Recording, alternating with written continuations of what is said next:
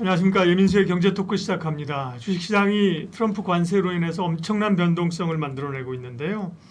그런 가운데 또 돌파구를 찾아야죠. 김지훈의 훈훈한 주식 김지훈 대표와 2차전지 이야기 하겠습니다. 어서 오십시오. 안녕하십니까. 뭐 전방위적으로 시장이 변동성에 노출되어 있는 그런 상황들인데 2차전지는 어떻게 좀 기회가 될까요? 아니면 뭐 같이 좀 약세 국면이 더 갈까요? 전체적으로 어떻게 보세요? 전체적으로는 2차 전지 워낙 좀 선반영된 측면이 많기 때문에 여기서 더 하락이 나오기보다는 오히려 오늘 LG에너지솔루션 실적 나오는 거 봤을 때 생각보다는 숫자에서 조금 회복되는 국면이 나오면 다른 그 소위 말한 밸류에이션에 부담이 되는 업종이나 어떻게 보면 수급이 많이 쏠렸던 업종 대비해서는 상대적으로 의외로 또 강한 모습을 보여주지 않을까, 좀 그렇게 조심스럽게 예측해보고 있습니다. 네.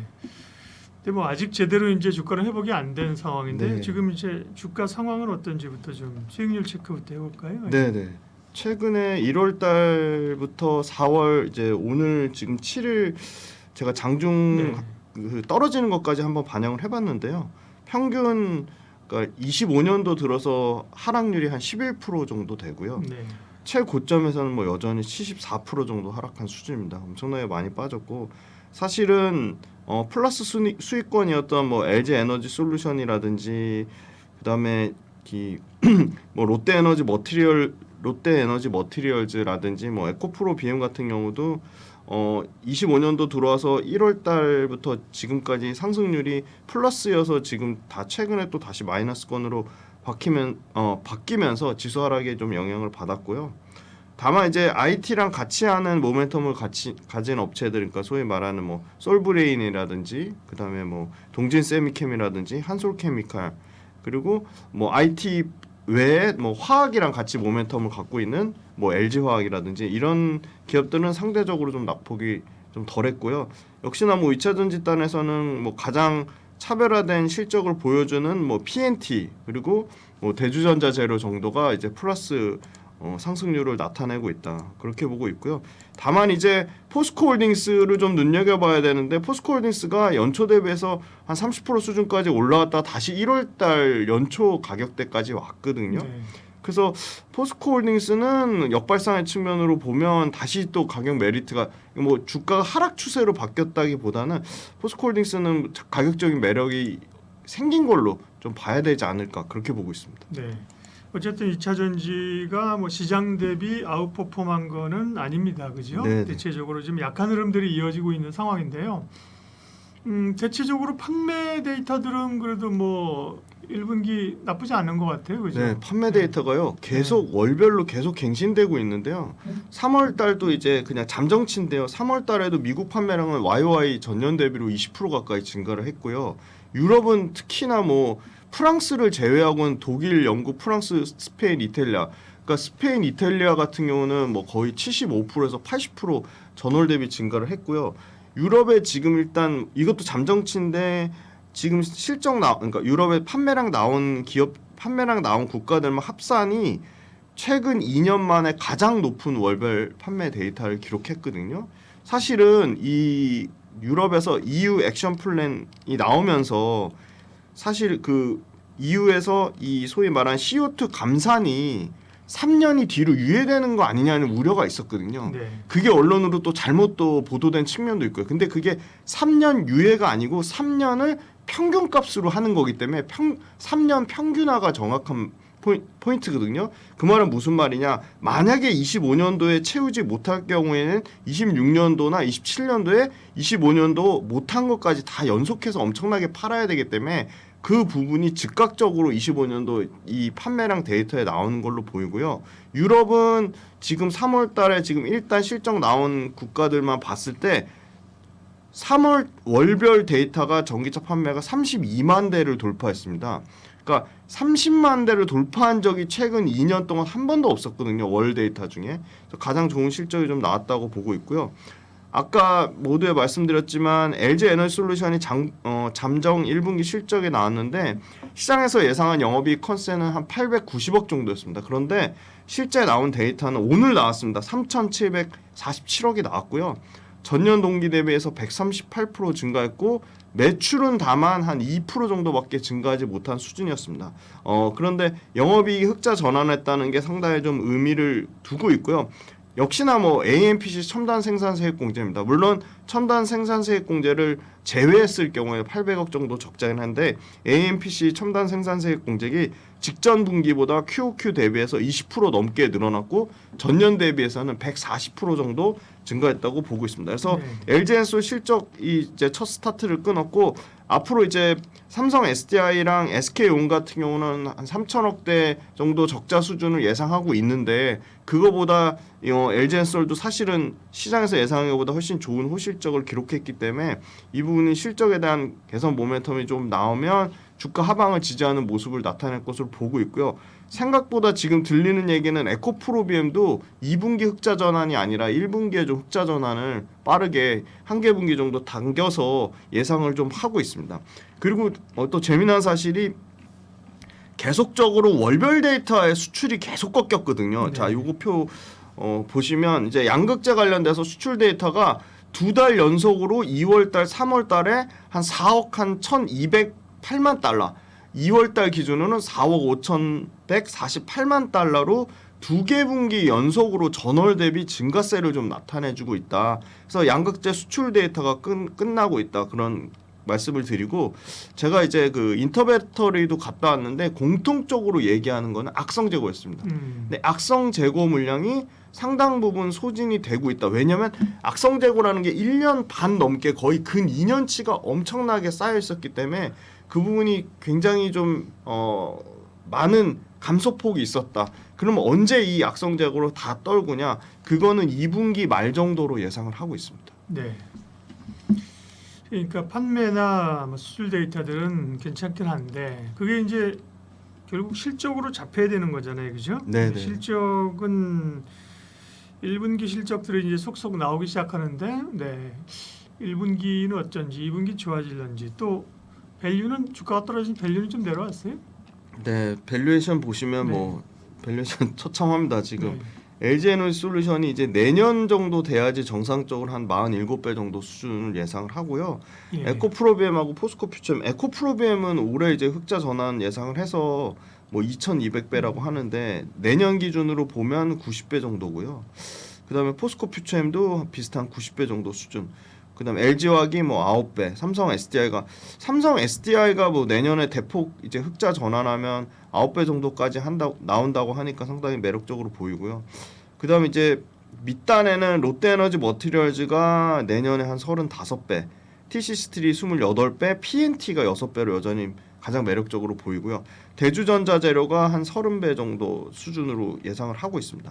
그래서 올해 예상하는 거는 아마 실적 이 LG에너지솔루션 추정치가 올해 1분기가 나오면서 조금 더 업그레이드가 될 것 같은데요. 아마 올해 예상되는 영업이익은 130% 증가한 흑자 전환할 것으로 예상하고 매출단에서는 한 뭐 8% 정도 상승을 예상을 하고 있고요. LG화학이 매출은 한 5%, 영업이익 한 70% 정도 증가를 예상하고 에코프로비엠이 매출단에서 한 15% 정도, 그다음에 300% 정도 흑자 전환할 것으로 예상을 하고 있습니다. 그래서 숫자 사이즈를 보면 LG엔솔이 그래도 올해 아마 1조 5천억대 정도만 영업이익이 회복되면 적정 밸류에이션을 좀 찾아갈 것으로 보이고요. LG화학 같은 경우는 1조 8천억 정도로 올해 영업이익을 보고 있고요. 에코프로비엠하고 포스코퓨처엠이 한 대략 800억 정도 영업이익 흑자 전환을 좀 예상을 하고 있습니다. 그리고 그 밑단에 이제 아까 말씀드린 밸류에이션이 상당히 가장 정상적인 수준의 밸류에이션 매력적인 PNT가 올해 예상되는 영업이익 한 1,700억대를 엄청난 영업이익들을 보고 있습니다. 그래서 밸류에이션 플레이로 하려면 역시나 PNT하고 LG화학 정도가 뭐 적합한 밸류에이션 플레이어로 볼 수 있다고 하겠습니다. 네. 밸류는 주가가 떨어졌음에도 불구하고 아직까지는 그렇죠. 네네. 네, 뭐 90배 이런 것도 있고 그죠? 네네. 워낙 이제 기대감을 땡겼었던 부분이 올해는 이제 해소가 안 되는 거고요. 실적이 이제 좋아져야 되는 건데요. 네. 결국 이제 실적을 확인해 가는 과정, 뭐 2분기 이런 걸 이제 얼마나 땡겼을 거냐가 이제 관심사예요. 네. 그러면 2차 전지 가운데서는 뭐 어떤 것들이 좀 어느 쪽이 좀 공략이 좋습니까? 그 아무래도 유럽의 포지션 비중보다 미국에 이미 현지화한 업체들이 가장 수혜를 볼 거고요. 아마 관세 타격도 가장 적을 것이라고 보고 있습니다. 그래서 배터리 셀단에서는 여전히 압도적으로 LG 에너솔루션이 가장 좋은 실적 퍼포먼스를 낼 거라고 보고 있고요. 저는 이제 흥미로운 데이터가 이제 그 작년 연말 이 총 결산을 했습니다. 그래서 양극재에 들어가는 전구체 수요를 전망을 했는데요. 전구체는 확실한 수치이다. 왜냐하면 당장 지금 탈중국화를 해야 되는데 이게 일단 전구체의 성장률이고요. 연평균 전구체 성장률은 한 12% 정도 나올 것으로 예상을 하고 있습니다. 근데 12% 나올 것으로 예상하는데 이게 지금 24년, 25년도에 꺾였다가 26년도부터 성장률이 다시 살아납니다. 그 말은 무슨 말이냐면 26년도 이후부터는 20%대 성장률을 예상을 할 수 있다는 거고요. 양극재 수요 여기 보시면 압도적으로 1등부터 전구체 10등까지가 모두 지금 일본의 스미토모 메탈 마이닝하고 에코프로 머티리얼즈 두 개를 제외하고는 전부 1등부터 5등까지는 전부 중국입니다. 많이 들어보셨을 거예요. CNGR, GM, 브룸프 요 세 개가 다 중국 업체인데 여기가 전구체 점유율이 글로벌 시장에서 85% 가까이 됩니다. 그런데 미국에서 지금 미국 그 공장에 들어오는 것도 전구체 소위 말하는 현지 생산하거나 아니면 미국과 그 FOC 체결 안 된 국가들에서 전구체를 공급받으려고 하고 있기 때문에 당장 지금 CNGL이나 GM, 브룸프의 전구체를 대체할 상황이 필요하다고 보고 있고요. 그래서 그럼 비중국계 계열 중에서 그 전구체를 수급할 수 있는 데는 에코프로 머티리얼즈나 포스코 퓨처엠 정도밖에 없다.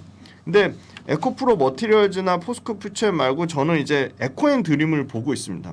그러니까 에코프로 머티리얼즈도 전구체가 부각받으면 부각받을수록 당연히 갈 수 있다고 보는데요.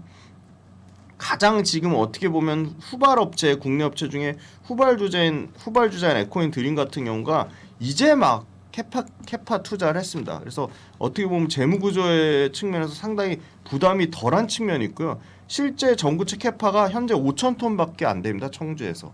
근데 이게 당장 올해 말 정도 되면 3만 5천 톤까지 지금 7배 이상 캐파를 늘리고 있거든요. 근데 지금 실제 가동률 나오는 것도 보면 작년 4분기에 20%도 안 되는 캐파가 올해 2분기면 50%대까지 올라오고요. 올해 3분기 되면 한 70% 이상까지 정상적인 캐파가 나올 것으로 보고 있습니다. 그래서 사실은 에코앤드림도 작년에 이제 흑자 전환을 했고요. 당장 이 첨단 그 생산 세액 공제 말고 IRA 이 30D 이 세액 공제를 받으려면 배터리 부품하고 핵심 광물 모두 이 FEOC 제외 규정에서 충족을 돼야 되기 때문에 상당히 이 부분이 25년도부터 당장 광물에 해당되는 전구체가 사용 금지되기 때문에 당장 그 혜택을 받을 것으로 보고 있고요. 아마 전구체 생산 목표 10만 5천 톤까지 목표를 잡고 있습니다. 요게 밸류체인이 어디 밸류체인이냐면요. 그 유미코어를 통해서 SK온에 납품하거든요. 최종적으로 들어가는 건 현대차입니다. 근데 현대기아차가 상당히 지금 판매량이 꾸준히 올라오고 있고 2월달, 3월달 데이터도 좋아서 현대차 쪽에 들어가는 물량은 여기는 실적이 그렇게 크게 미스는 나지 않을 거라고 보고 있습니다. 그래서 만약에 10만 5천 톤까지 간다고 하면 앞으로 매출 사이즈가 1조 8,500억 수준까지 커지기 때문에 연평균 매출 성장률은 작년 기준으로 보면은 최소한 40% 이상을 보고 있습니다. 네. 사실은 뭐 제일 안정적으로 얘기하는 거는 LG 에너솔루션 같은 네네. 기업들인데요. 소재 쪽에서는 에코앤드림, 전구체는 에코프로 머티리얼스 뭐 이런 데서 하는 거 아닌가요? 네, 맞습니다. 에코프로 머티리얼즈가 그걸 확인을 해야 됩니다. 지금 외부 판매 비중을요 50%까지 늘리겠다고 했거든요. 네. 그러니까 에코프로 BM에 들어가는 양극재로는 굉장히 한계가 있다고 보고 있거든요. 네. 그러니까 에코프로 BM에 들어가는 물량은 결국은 삼성 SDI를 통해서 BMW나 폭스바겐이나 요쪽 아우디나 요쪽으로 들어갈 건데 사실은 BMW나 폭스바겐이나 아우디 쪽 판매량이 그렇게 좋지 않을 것으로 지금 예상이 되기 때문에 그 밸류체인은 조금 부담이 있다. 그래서 에코프로 머티리얼즈가 에코프로 BM 외에 직접적으로 배터리 셀 사와 외부 판매를 한다든지 직접적으로 아니면 다른 타 양극재사와 사실 그 실적 발표 컨퍼런스 콜에서 외부 판매 비중 최소한 30에서 50% 이상 늘리겠다고 한 게 어느 정도 실적 발표 때 1분기 실적 나올 텐데요. 거기서 확인이 되는 걸 보고 물론 물량이나 캐파로 보면 당연히 압도적으로 에코프로 머티리얼즈가 가장 큰데 네. 고객사 리스크가 전 좀 있다고 보고 있습니다. 네. 그래서 오늘은 그 정부채 가운데서도 에코앤드림을 에코앤드림. 네. 네. 올해 만약에 이제 그 양극재 출하량이 5,000톤에서 올해 정상적으로 만약에 한 15,000톤 정도 만약에 개선된다고 하면 원래 이게 실적 나온 게 IBK에서 나온 거는 거의 올해만 매출이 뭐 한 4천억에서 5천억 정도 사이즈까지 나온다고 봤거든요. 근데 작년에 이제 겨우 이제 한 5억 정도 흑자 전환했기 때문에 올해 만약에 마진율을 한 6에서 7% 정도 보고 매출이 한 3천억 정도 사이즈 나오면 한 180억 정도 영업이익을 보고 있습니다. 그러면 180억이라고 보면 지금 시가총액이 4,300억 정도니까 밸류에이션 보면 뭐 영업이익 한 180억 정도 수준만 나와도 밸류에이션은 한 27배 정도 볼 수 있다 그렇게 말씀드리겠습니다. 네, 2차 전지가 뭐 여전히 어려운 구간들을 지나고 있는데요. 2차 전지 기본적인 수익률하고 상황들 점검해 주셨고요. 관심 있게 볼 기업으로 에코앤드림을 말씀해 주셨어요. 네. 역시 뭐 트럼프 관세의 여파를 시장 충격을 벗어 피해가지는 못합니다, 그죠?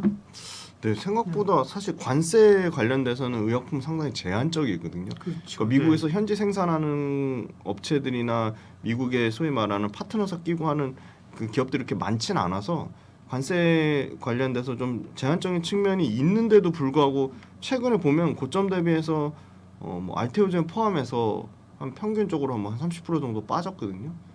그래서 이게 뭐 실적에 대한 부담감보다는 저는 뭐 상당 기간 계속 많이 올라왔기 때문에 차익 실현 측면이 더 크다고 보고 있고요. 바이오가 만약에 어떤 뭐 매크로나 관세 이슈 때문에 더 빠진다고 하면 굉장히 좋은 투자 기회가 될 수도 있지 않을까. 네. 항상 좀 역발상해서 좀 생각해봐야 되지 않을까. 근데 이게 보니까 제약바이오가 그렇다고 사실 수급이 비어야지 새로운 수급이 또 들어올 수 있는 여력도 생기는 건데 항상 보면 재미난 거는 매일매일 거래 대금에 외국인이 됐든 기관이 됐든 번갈아 가면서 엄청나게 뭐 예를 들어 거래 대금 순위가 1등부터 20등까지 있다. 그러면 제약바이오는 그냥 기본적으로 7, 그렇죠. 8개 종목이 그냥 계속 들어갑니다. 돌아가면서 뭐 알테오젠이 잠깐 쉬는 것 같으면 뭐 ABL 바이오가 들어가고 ABL 바이오가 잠깐 쉬는 것 같으면 삼성 바이오직스나 SK 바이오팜이 들어간다. 그걸 봤을 때 굉장한 그 소위 말하는 큰 수급에 끊임없는 관심을 받고 있다. 좀 그렇게 말씀드리겠습니다. 네. 수익률은 어떨까요? 사실 제약바이오는 이제 통업종 수익률은 사실 큰 의미를 찾기로 해요. 종목별로 워낙 다양하고 그렇죠. 맞습니다. 그네 섹터가 있긴 한데 네네. 대체적으로 수익률은 어땠습니까? 최근에 수익률 보시면 평균적으로는 한 마이너스 7% 정도거든요. 네. 근데 저는 대장인 삼성 바이오로직스가 100만 원을 좀 지켜주면 상당히 좀 견조할 거라고 보고요. 삼성 바이오로직스가 현재 주가가 오늘 장중에 좀 빠졌지만 100만 원을 유지를 하고 있거든요. 예. 그래서 한 삼성 바이오로직스 기준으로 지금 한 9%대 수익률을 네. 나타내고 있고요. 근데 반대로 셀트리온은 굉장히 실적에 대한 개선 기대감이 높은데 굉장히 부진합니다. 주가가 한 10% 정도 마이너스 두 자릿수를 나타내고 있고요. 그다음 숫자가 사실은 뭐 삼성 바이오로직스나 셀트리온이나 뭐 유한양행급으로 찍히고 있는 SK 바이오팜도 그렇게 실적이 좋은데 뭐 실적만으로는 주가를 다 설명할 수 없는 건지 한 11% 정도 하락세를 나타내고 있고요. 뭐 삼천당 제약이나 뭐 펩트론 같은 이 비만 치료제도 좀 소강 국면인 것 같아요. 아무래도 너무 뭐 단기간에 빠르게 좀 모멘텀이 반영된 측면에 있어서 좀 소강 국면인 것 같고 반대로 이제 뭐 오늘 이제 그 그랩바디 그 플랫폼 관련돼서 수출 그 실적이 나온 기술 이전 계약이 나온 ABL 바이오 같은 경우가 올해 지금 오늘 상한가 치는 바람에 지금 뭐 거의 50% 가까운 상승률을 나타내고 있습니다. 네. 그러니까요. 종목별로 다른데 지금 말씀해 주신 기업들이 뭐 핵심 관심 기업들이죠. 네, 그렇죠? 맞습니다. 예, 같이 가는 건 이제 아니고 최근에도 보면 어쨌든 간에 뭐 이 바이오시밀러보다는 이제 그 신약 플랫폼 업체들이 훨씬 더 강했던 거고요. 네, 정확합니다. 네. 그러면요, 뭐가 뭐 이슈예요? 최근 업황은 어떻습니까? 네, 일단 그 ABL 바이오 오늘 따끈따끈한 네. 그 기사가 나왔으니까 말씀하신 대로 플랫폼에 대한 관심은 계속 좀 이어질 것 같습니다. 네. 이 ABL 바이오가 이 글락소스미스클라인이라고 하는 영국 탑 빅파마 이 제약회사죠. GSK랑 그 플랫폼 그랩바디 B 요거 관련돼서 새로운 퇴행성 뇌질환 치료제, 뭐 일종의 알츠하이머 같은 치매 치료제입니다. 요거 관련돼서 뭐 계약금은 사실 계약금 굉장히 중요한데 계약금 한 740억 포함해서 뭐 최대 한 1,480억 정도 마일스톤까지 단기 마일스톤 기술료까지 받았고 이게 최대 만약에 상업화까지 이어지면 한 4조 정도를 예상한다고 합니다. 그래서 상당한 규모로 로열티 권리를 글락소스미스클라인이 좀 확보한 것으로 보이고요. 예. 이 BBB가 소위 말하는 그 뇌에 전달하는 유해 물질이나 유해 인자를 이 BBB라고 하는 게 일종의 뇌로 유입되는 경로를 차단하는 보호막 역할을 한다고 보시면 되고요. 상당히 이 뇌질환 치료제 관련돼서는 이 BBB 셔틀이라고 하는 게 어떻게 보면 기존 약물의 한계를 극복하는 굉장히 좀 아주 차별화된 치료제로 좀 기대를 하고 있습니다. 그래서 인슐린 이 유사 성장 인자 수용체 IGF-1R이라고 하는 거를 BBB를 통해서 가장 약물이 효과적으로 전달될 수 있도록 하는 거고요. 그래서 결국은 알츠하이머나 파킨슨병이나 치매 치료제가 굉장히 확장되는 국면이라고 보고 있고 그래도 이쪽이 하여튼 연평균 그래도 20% 가까이 성장을 계속할 것으로 보고 있습니다. 그리고 사실은 이 BBB 셔틀 같은 경우는 어떻게 보면 이 이중항체, 그러니까 ADC 플랫폼의 한 부분이고요. ADC 플랫폼이 저는 계속 주목받을 거라고 보는 게 원래 사실은 면역질환 치료제 단독요법으로 쓰다가 요새 다른 기타 항암제, 소위 말한 그 부작용이 엄청 심한 소위 기초화학요법 항암 치료제랑 병용요법의 형태로 상당히 많이 쓰이고 있습니다.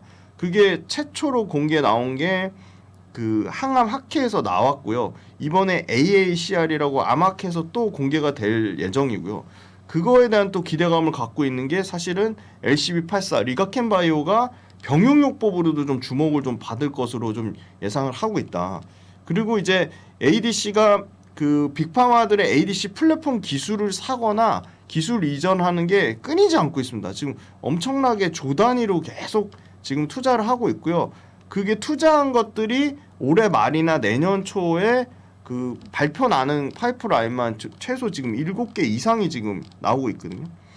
왜냐하면 지금 아스트라제네카하고 다이치상교의 그 소위 말하는 유방암 치료제가 실제 숫자로 지금 증명을 하고 있거든요. 그러니까 머크의 키트루다하고 비만 치료제 일라이릴리 로보노디스크 다음에 매출 4위를 찍고 있거든요. 그 허투라는 유방암 치료제. 그래서 이거 관련돼서 상당한 기대감이 있고요. 이 허투 유방암 적응증을 필두로 다른 암, 고형암이라든지 뭐 비소세포 폐암이라든지 이쪽에 그 암의 확장에 대한 동시다발적으로 10개 이상의 암종에 지금 임상 연구가 추진이 되고 있다는 거고요. 그다음에 이제 삼성바이오로직스를 포함해서 바이오시밀러 관련돼서 사실은 이 중국의 우시바이오로직스나 우시앱텍 그거 이제 차단되는 굉장한 기대감이 있었는데 거기 좀 흐지부지 유야무야 됐습니다. 그런데 트럼프의 특성상 이 중국 이 바이오로직스 관련된 업체들, 그러니까 중국의 CDMO나 CRO 업체들 배제할 가능성 상당히 높습니다. 그래서 이게 연기된 거지 이게 뭐 취소된 거나 아예 중단된 거는 전혀 아니라고 보고 있고요. 이미 삼성바이오로직스가 발빠르게 지금 5공장을 4월 달부터 본격 가동하고 6공장, 7공장 얘기까지 계속 나오고 있거든요. 에스티팜 같은 경우는 제2올리고당을 최대 7개 생산 라인, 8몰리큘, 8분자 이 올리고누클레오타이드 생산 계획을 밝혔기 때문에 이 부분 관련돼서 다시금 그 우시앱텍이나 우시바이오로직스 때리는 게 나오면 그거 수에 갈 수 있는 기업이 삼성바이오로직스, 스위스의 론자, 그다음에 일본의 후지필름 요 3개 정도밖에 없다. 그렇게 말씀드려서 아마 다시금 이제 그 소위 말하는 그 중국발 CDMO 관련된 기업들의 생산 캐파가 실제 매출로 찍히는 다시 25년도가 좀 원년이 될 거라고 보고 있고요. 셀트리온도 삼성바이오로직스에 가렸지만 총 25만 리터의 원액 생산 시설을 확보했거든요. 12월 달에 상업화 가동해서 2027년까지 연 800만 개 액상 바이럴을 완제한다고 합니다. 그러면 요게 매출 규모로 치면 1조 이상이거든요. 그래서 엄청나게 셀트리온도 사실은 바이오 시밀러 신제품만 있는 게 아니라 여기도 지금 그 위탁 생산 관련된 캐파를 키우고 있다. 셀트리온만 또 있는 건 아니고요. 지금 롯데바이오로직스가 또 1조 단위로 이상 투자해서 롯데바이오로직스는 26년도에 좀 상용화 목표로 지금 하고 있습니다. 그래서 사실은 ADC 그다음에 그 방금 말씀드린 CDMO 쪽 그리고 이 플랫폼 쪽 이중항체 플랫폼 쪽 이렇게 봐야 되고 가장 뭐 숫자로 명확하게 증명하는 거는 역시나 그 숫자로 명확하게 매출로 증명하는 거는 정확하게 지금 SK 바이오팜의 이 뇌전증 치료제 그러니까 발작이나 뭐 그런 그 간질환 요런 쪽이거든요. 요게 지금 작년에 4,500억이 넘었고요. 올해는 6,500억 정도 예상하고요. 내년에 거의 한 7,500억에서 8,000억 사이즈. 정말 빠르면 이게 지금 미국에서 유한양행의 그 비소세포 폐암 치료제 제치고 먼저 블록버스터 1조 달성 얘기가 지금 계속 나오고 있거든요. 요게 영업 마진이 25%가 넘습니다. 왜냐면 중간에 그 판매 그게 없거든요. 판매 그러니까 소위 말하는 대리점 개념, 파트너사 개념이 없기 때문에 직판 구조이기 때문에 이게 상당한 실적 개선 기대감을 갖고 있고요. SK 바이오팜이 지금 가장 핫한 소위 말한 이중항체 플랫폼 ADC와 더불어서 핫하게 지금 앞으로 엄청나게 부각받을 치료제가 바로 방사선 동위원소를 이용한 RPT라는 치료제입니다. 그거를 지금 SK 바이오팜이 국내에서는 거의 탑티어급으로 지금 진행을 하고 있습니다. 네. 바이오 얘기 해가고 있습니다. 그러게요. 기대치는 많은데 생각만큼은 못 올라오는 흐름들이고요. 몇 개 뭐 좋은 계약이 있었습니다만 사실 알테오젠도 그렇잖아요, 그죠? 근데 뭐 이렇게 쫙쫙 뻗어가지는 못하고 고민들이 좀 있는 흐름들입니다. 제약바이오도 사실 밸류할 때 항상 높은 섹터 가운데 하나인데 지금 밸류를 좀 따져보면 삼성바이오로직스가 지금 올해 기준 58배니까 요게 그러니까 보니까 같은 CDMO 기업들 대비해서 한 15에서 20% 정도 할증을 받고 있더라고요. 그러니까 밸류가 싸진 않습니다. 셀트리온이 한 35배 정도 수준이고요. 유한양행 같은 경우가 이제 60배가 넘었거든요. 주가가 많이 올라와가지고. 근데 내년에 한 40배 정도까지 떨어지고 제가 이제 말씀드린 이제 그 세노바메이트 엑스코프릴 파는 SK 바이오팜 같은 경우가 한 50배 정도 그리고 내년에 한 29배 정도 떨어지고요. 밸류에이션 매력 있는 거는 그 밑단에 있는 회사들인데요. 뭐 한미약품이 이제 20배 정도, 뭐 종근당이나 대웅작이 뭐 한 13배 정도, HK 이노엔이 뭐 한 14배 정도 이렇게 밸류에이션을 받고 있습니다. 네.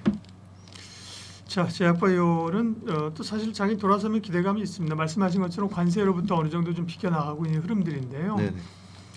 그러면 어떤 종목 제약바이오는 뭐 누구나 자기 토픽이 있잖아요. 제일 많은 건 아마 요즘 알테오젠 그렇죠? 좋아하는 분들 여전히 많을 거고 그렇죠? 안정적으로 하는 분들은 삼성바이오도 사고요. 김 대표님 제약바이오 관심이 뭐예요? 그러니까 저는 대형주 단에서 삼성바이오로직스가 100만 원을 좀 지켜주는 흐름이 나오면 대형주는 삼성바이오로직스가 상당히 좀 소위 말하는 좀 큰 자금 운영하시는 분들한테는 좀 굉장히 좋은 대안이 될 수 있다고 보고 있고 오히려 저는 삼성전자보다 삼성바이오로직스가 좀 더 매력적이라고 보고요. 큰 자금 운영하시는 분들. 그런데 주가 탄력적인 측면으로 보면 사실은 그 SK 바이오팜이 굉장히 좀 좋아 보입니다. 왜냐하면 사실 ADC나 이중항체 플랫폼 관련돼서 이게 터지면 그러니까 기술 이전이 터지면 굉장히 탄력적으로 올라가는데 이 기술 이전이 터지지 않았을 경우에 리스크 요인도 사실 고려를 해야 되거든요. 그런데 저는 SK 바이오팜이 그냥 기본적으로 숫자가 딱딱 나오는 회사다. 올해 아마 이 미국에서 나오는 이 뇌전증 치료제, 발작 치료제 세노바메이트가 미국 상품명은 엑스코프리입니다. 엑스코프리가 아마 올해 한 6,500억 이상 매출이 나올 것 같아요. 그래서 거의 뭐 탑티어급의 뭐 삼성바이오로직스, 셀트리온 제외하고는 탑티어급의 매출이 나오고 영업이익률 25%니까 영업이익률로 봐도 제약바이오 업계 내에서 이게 뭐 위탁 생산한 CDMO 업체가 아닌데 거의 탑티어급입니다. 그리고 확장성이 있는 걸 뭘 보냐면요. 세노바메이트는 사실은 부분 발작에만 적용이 됐습니다. 근데 이게 당장 올해 12월 달 안으로 연내에 전신 발작 쪽으로 임상 3상 결과 확보가 예상돼 있습니다. 그 말은 무슨 말이냐면 100% 중에 부분 발작은 20-30%에 불과하고요. 전신 발작이 거의 70% 시장입니다. 그리고 얘네가 지금 못 가져간 시장이 소아 청소년 시장입니다. 소아 청소년 시장도 여기서 20에서 30%인데 소아 청소년 쪽에서는 먹기 편하게 현타액 쪽으로 제형 변경으로 허가 신청을 해놨습니다. 그래서 새롭게 전신 발작이랑 청소년 소아 시장만 잡아도 엄청나게 확장성을 가지고 있다. 좀 그렇게 말씀드리고요. 그다음에 이 SK 바이오팜이 그 홍콩에 있는 업체를 사서 고용암 쪽에서 NTSR1 이 단백질을 표적으로 하는 SKL3501이란 항암 치료제를 지금 임상 1상 진행 중인데요. 네. 바로 이게 지금 올해 아마 가장 핫할 것으로 예상되는 RPT라고 하는 방사선 동위원소 치료제를 이용한 치료제입니다. RPT 치료제거든요. 근데 이게 췌장암 쪽에서 이미 높은 종양 특이성이나 지속성을 확인했는데 췌장암을 넘어서 지금 대장암, 전립선암 쪽으로 다양한 암종을 확대하려고 하고 있고요. 지금 우리나라에서 지금 사실은 이 RPT 방사선 동위원소를 적극적으로 가장 선두 탑티어에서 하는 데는 SK 바이오팜, 퓨처캠, 셀비온 요 세 가지 업체밖에 없습니다. 그런데 뭐 자본력이나 매출 사이즈나 뭐 이익의 안정성이나 재무 구조나 회사 그 그룹사에서 지원해주는 측면을 봤을 때 당연히 SK 바이오팜이 RPT 쪽에서도 가장 선두권으로 좀 치고 나갈 것이다. 그렇게 보고 있고요. 이 방사선 동위원소가 사실은 이 소위 말하는 이 방사선 동위원소 원자 그 구하는 게 상당히 어렵습니다. 그런데 이미 미국의 테라파워를 통해서 악티늄을 이미 공급을 받아서 상당히 이 원자재 수급, 그러니까 방사선 동위원소 수급에도 가장 안정적인 공급망을 좀 확보했다. 예, 그렇게 보고 있습니다. 네. 제약바이오 가운데서는 바이오시밀러도 좋고 뭐 신약 플랫폼도 계속 관심 있잖아요, 그죠? 몇 개 기업들이 잘하고 있고요. 오늘 김지훈 대표는 SK 바이오팜 네네. 네 관심주로 말씀을 해주셨어요. 시장이 흔들려도 사실 믿을 게 방산주인데 그렇잖아요, 그죠? 네네. 나홀로 잘 가는 방산주인데 뭐 방산주마저도 예, 또 흔들립니다, 그죠? 방산주는 수익률로 보면 아직 플러스인가요? 플러스겠죠? 네네. 오늘 워낙 많이 올랐으니까. 네, 그죠? 플러스입니다. 네. 플러스 수익률이 지금 평균값도 지금 7% 정도 됩니다. 네, 네, 그러니까 네, 엄청나고요. 네, 네. 사실은 하나 에어로스페이스 유증 나왔을 때 훨씬 더 많이 빠질 줄 알았는데 기관이 파는 걸 다 외국인이 받아내더라고요. 네. 그래서 사실은 아 진짜 이거 쉽게 버릴 수 없는 섹터구나 그런 생각이 들었고요. 방산이 보시면 하나 에어로스페이스가 여전히 1월 달에 지금 77% 상승 나타내고 있고 네. 오늘 지금 장중 4월 7일 지금 장중 가격 반영된 거고요. 하나오션이 한 70%, 현대로템이 74%, 한국항공우주 뭐 28%, 뭐 LIG 넥스원만 지금 마이너스로 좀 바뀌었고요. 올 들어서 아마 가장 많이 여전히 오른 종목이 방산일 거예요, 그죠? 네네. 수익률 뽑아보면. 네, 수익률도 뭐 압도적으로 1등이고요. 그리고 재미난 게 이 DD입니다. DD. 최고점과 4월 7일 현재 장중 현재가 기준 하락률인데요. 이 하락률이 현대위아 빼고는 마이너스 30% 미만입니다. 그러니까 엄청나게 고점에서 꺾이지 않고 소위 말하는 신고가 영역에 있다. 전반적으로 다.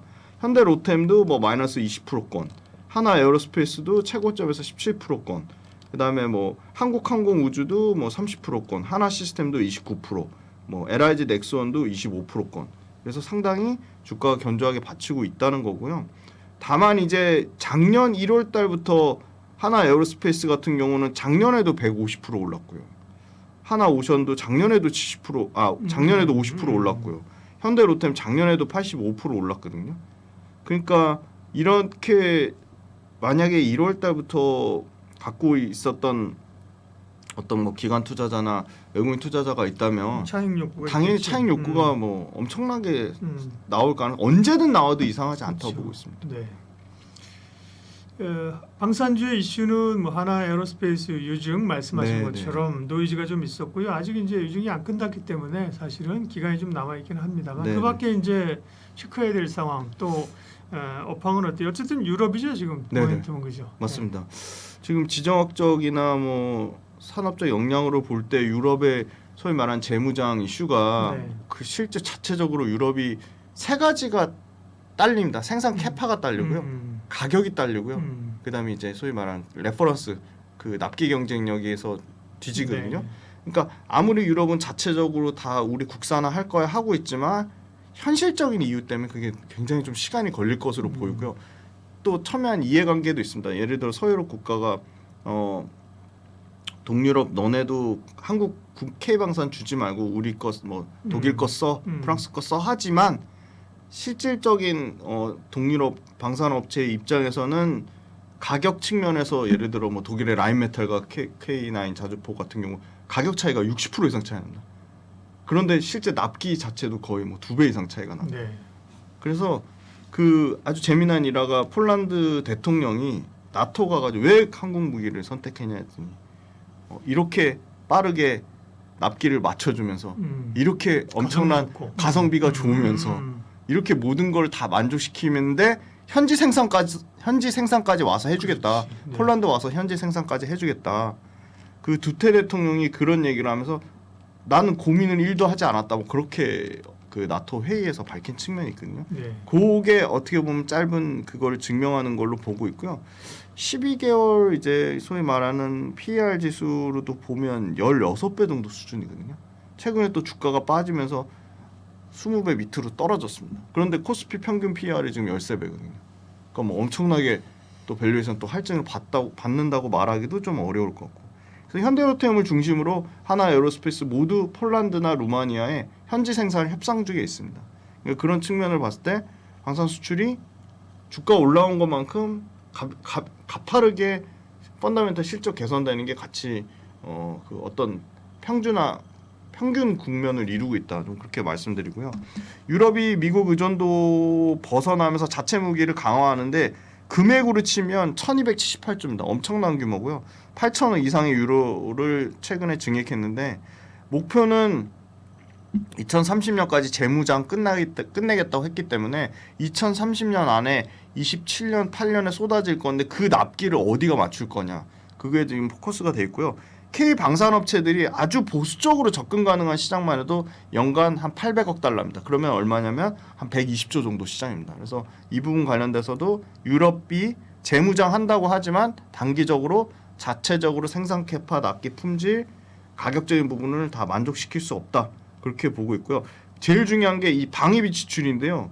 폴란드 포함해서 발트 연합 국가들이 이 어떤 러시아에 대한 뭐 침공 위협이라든지 그런 측면으로 봤을 때 작년까지 집단 방위비를 30% 이상 늘렸는데요. 올해 GDP 기준으로 가장 높은 게 아마 폴란드인데 한 3.9% 정도인데 이거 미국은 트럼프는 5% 이상까지 늘리라고 했고요. 그냥 기본적으로 2%대 방위비가 한 3% 중후반까지는 평균값이 올라올 것으로 예상되고 있습니다. 네. 유럽이 이제 가장 모멘텀이 크고요. 말씀하신 것처럼 그다음에 중동, 네네. 그죠? 동아시아 이런 쪽 모멘텀도 있어요, 그죠? 네네네. 네. 지금 중동 쪽도 말씀하신 대로 네. 뭐 지정학적 분쟁 이슈가 계속 끊임없이 터지고 있거든요. 그래서 아랍에미리트, 사우디아라비아, 우크라이나, 이라크까지 요 4개 국가가 아마 그 사실 이라크가 뭐 LIG 넥슨 뭐 천국만 터진 건 아니고요. 그 뒤로 얘기가 나오고 있어서 여기도 아마 규모로 치면 연간 만약에 수주가 터진다고 하면 뭐 한 그 개별 국가별 한 3조에서 5조 정도 수주 사이즈를 보고 있습니다. 네. 방산주는 말씀하신 것처럼 뭐 또 수주가 많잖아요, 그죠? 수주 네. 받은 게 다 매출로 인식되는 거잖아요, 네네. 그죠? 그다음에 뭐 유럽이나 다 좋고 가성비 좋고 네네네. 좋은데 다 좋다만 많이 올랐다 아이가 그죠? 네네네. 항상 밸류 부담 우리가 얘기하잖아요, 네네네. 그죠? 지금 이제 좀 주가가 조정받긴 했는데 네. 밸류 체크 좀 해볼까요? 예. 네. 밸류에이션이 싸지 않습니다. 싸지 네. 않고요. 지금 하나 에어로스페이스가 지금 주가 빠졌는데도 20배가 넘고요. 뭐 현대로템 같은 경우가 그나마 제일 싼데 한 16배 정도 되고요.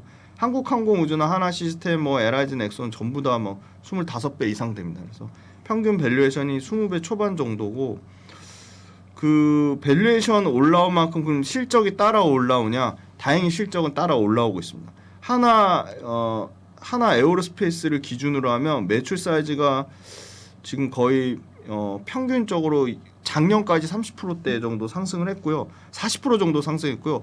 올해도 한 40% 이상의 평균 상승률, 매출 상승률이 예상이 되고요.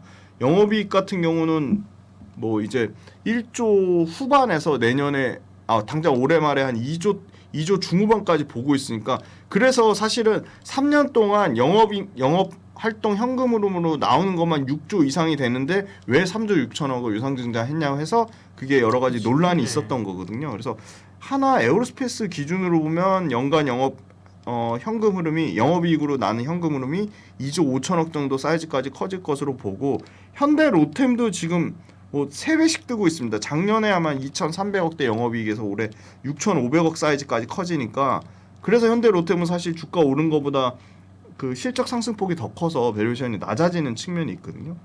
그럼 또 다른 업체들 보면 뭐 하나 시스템 같은 경우도 영업이익이 2,300억 정도 사이즈인데 마진이 사실은 현대 로템이나 하나 에어로스페이스 같은 게 이제 2자리 가까이 나오거든요. 그래서 하나 에어로스페이스도 밝힌 게 13에서 15% 정도 마진 유지하겠다고 했는데 폴란드는 단납기라서 굉장히 고마진이었거든요. 근데 앞으로 나올 과연 에스토니아나 루마니아나 이것도 이 정도 마진을 유지할 거냐에 대해서는 퀘스천 마크다. 그래서 마진이 조금 깨질 우려가 있고 중동 쪽은 생각보다 말씀하신 대로 뭐 이라크 포함해서 사우디아라비아, 아랍에미리트 마진이 나쁘지 않습니다. 그래서 그게 믹스가 되면 혼합이 되면 조금 마진율 13에서 15% 정도 수준을 유지할 거라고 보고요. 밸류에이션은 뭐 압도적으로 풍산이 쌉니다. 그런데 탄약 수출이 생각보다 굉장히 좋습니다. 연평균 30% 정도 성장이 나오고요. 요것도 사실은 뭐 하나 에어로스페이스 또는 현대 로템이나 어떻게 보면 그 1+1 개념으로 확장성을 가지고 있기 때문에 풍산 쪽도 밸류에이션 부담을 안 본다고 하면 풍산을 보는 게 좀 좋을 것 같고 실적에 대한 개선폭을 보면 올해는 아마 현대 로템이 좀 가장 크다 그렇게 말씀드리겠습니다. 네, 그러면 이제 방산주는 올해 제일 강했고 작년에도 강했고 조정이 좀 왔어요. 대체적으로 조정이 왔는데 조정은 그럼 기회입니까? 아니면 밸류에 대한 부담 때문에 뭐 중립 혹은 차익 실현 쪽입니까? 대체적인 전략은? 조정은 기회가 될 수 있지 않을까 보고 있습니다. 그리고 좋아요. 네. 그런 답을 하셨으니까 네. 그러면 이제 종목인데 그죠? 네. 하나 에어로스페이스가 뭐 대장주로서 가고 있고 그 다음에 이제 로템이 최근에 붙었고요. 네, 뭐 한화 시스템, 하나그룹주들 네네. 갔었잖아요. 네. LIG 넥슨은 그러고 보면 조금 쳐졌었는데 그러면 관심주는요? 네. 그 하나 에어로스페이스가 음. 지금 유증 가격이 60만 5천 원이거든요. 네. 그러니까 그 정도 가격대까지 만약에 내려온다. 만약에 그 60만 원이 깨진다. 그러면 사실은 60만 원이 깨지기도 전에 그날 유증 발표난 급락 나온 날 외국인 한 800억 정도 매수가 들어왔거든요. 그런 걸 보면 어느 정도 가격대에서는 뭔가 하방을 지지하는 그런 수급의 흐름을 좀 엿볼 수가 예상을 해볼 수 있을 거라고 보고요. 그래서 저는 하나 에어로스페이스가 여기서 조금 더 조정이 더 나오면 매력적으로 진입해 볼 수 있겠다. 사실은 밸류에이션 측면으로는 압도적으로 현대 로템이 좋아서 현대 로템을 계속 말씀드렸는데 현대 로템이 하나 에어로스페이스 주춤한 동안 많이 올라서 그렇죠. 네. 그 사실 대장주는 하나 에어로스페이스인데 밸류에이션 측면이나 이런 측면으로 봤을 때 현대 로템이 상당히 소외됐다고 생각해서 어떻게 보면 키맞추기 성격의 현대 로템을 말씀드렸는데 지금은 하나 에어로스페이스가 내려오고 현대 로템은 올라오면서 하나 에어로스페이스도 밸류에 대한 매력을 가질 구간까지 거의 다 오고 있다. 좀 그렇게 말씀드리고요. 아마 해외 수출 비중이 작년에 4조 4천억 돌파했고요. 올해도 전체 매출의 해외 수출 비중이 65%까지 올라올 것으로 보고 있습니다. 그래서 상당한 기대감을 갖고 있고요. 지금 말씀하신 대로 유럽의 재무장이 나오면 사실은 폴란드로 끝날 것 같지는 않고요. 당장 이제 시급하게 나오는 게 루마니아 얘기가 지금 있고요. 에스토니아가 있습니다. 그래서 이쪽 동유럽, 북유럽 쪽에 상당한 기대감을 갖고 있고 최근에 나오는 거는 이스라엘, 하마스, 헤즈볼라, 후티 반군까지 이쪽에 대한 중동에 대한 지정학적 그 부분 때문에 여기서도 수주에 대한 모멘텀이 좀 나오지 않을까 그런 기대감을 갖고 있고요. 유럽과 중동 시장에 이 소위 말한 유상증자한 걸로 선제적인 투자를 했기 때문에 장기적으로는 연매출 70조 사이즈까지 예상을 하고 있거든요. 그리고 기대감이 전혀 없던 국가, 그러니까 지난주에 인도에서 한 3,800억 정도 또 신규 수주 계약이 나왔거든요. 그러니까 인도 터지니까 이제 추가적으로 베트남 얘기 나오고 있고 호주의 K9 현지 생산 수출 물량 증가 얘기 나오고 있고 동유럽에서는 계속 지금 자주포 관련돼서 독일산 대비해서는 60% 이상 저렴한데 사실 그 납기는 훨씬 뭐 6개월에서 뭐 많게는 1년 가까이 납기가 빠르다고 보고 있고 이라크가 지금 지난주에 창원 공장 와가지고 생산 테스트 현장 돌아봤거든요. 그래서 이라크도 K9 자주포 추가 도입에 대한 기대감이 갖고 있기 때문에 아까 영업이익에 대한 성장률로 치면 현대로템이 가장 컸지만 매출에 대한 성장률로 보면 하나에어로스페이스가 현대로템이랑 거의 비등비등한 수준이다. 그래서 아마 이 K9 자주포가 글로벌로 조금 더 다양화되는 원년이라고 보고 있기 때문에 하나에어로스페이스가 그 유증가격 60만 5천 원 정도 그 가격대를 좀 생각해 보시고 한번 접근해봐도 좋지 않을까 그렇게 보고 있습니다. 네, 역시 방산주 가운데서는 하나에어로스페이스 말씀하셨는데, 근데 유증 가격 말씀하셨고 또 이제 유증 물량이 상장되고 이런 거를 좀 소화하는 기간은 좀 필요한 거 아니에요? 네, 필요하다고 보고 있습니다. 네, 네. 그러면 대체적으로 이제 하나에어로스페이스는 그 유증 기관들 가격 전략을 어떻게 잡은대요? 지금 그 수급에 좀 바뀐 현상이 생길 수도 있을 것 같거든요. 왜냐하면 기관이 파는 물량을 외국인이 계속 받고 있기 때문에 지금 하나에어로스페이스 같은 경우는 지금 장중 가격이 지금 한 64만 네, 원이에요. 64만 원 정도 네. 빠지고 있거든요. 요게 재미난 게 제가 최근에 목표가를 낮춘 그 증권사들의 에포트들의 평균 가격을 봤습니다. 예. 그게 한 73만 원 정도 수준입니다.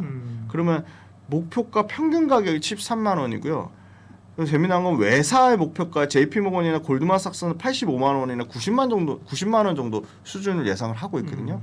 그래서 평균 가격 기준으로 아주 타이트하게 뭐 매매 전략을 짜본다고 하면 제가 평균 가격이 73만 원 정도라고 말씀드렸으니까 73만 원이 저는 하나에어로스페이스 유증의 발표가 이제 정상적으로 수리되고 수리 신고서 끝나고 말씀하신 그런 어떤 일련의 과정들이 끝나면 예. 증권사에서 다시 목표가 조정할 것 같아요. 그럴 그래서 수 있죠. 그걸 네. 한번 보시자고. 근데 네. 그거 보기 전까지 딱 당장 시점에서 73만 원을 기준점을 잡으면 73만 원 기준으로 60만 원이면 20% 정도 빠지는 정도 수준이거든요. 그래서 60만 원의 전후반 뭐 55만 원에서 뭐 62, 3만 원 그 정도 사이 가격대면 좀 매력적이라고 보고 있습니다. 네.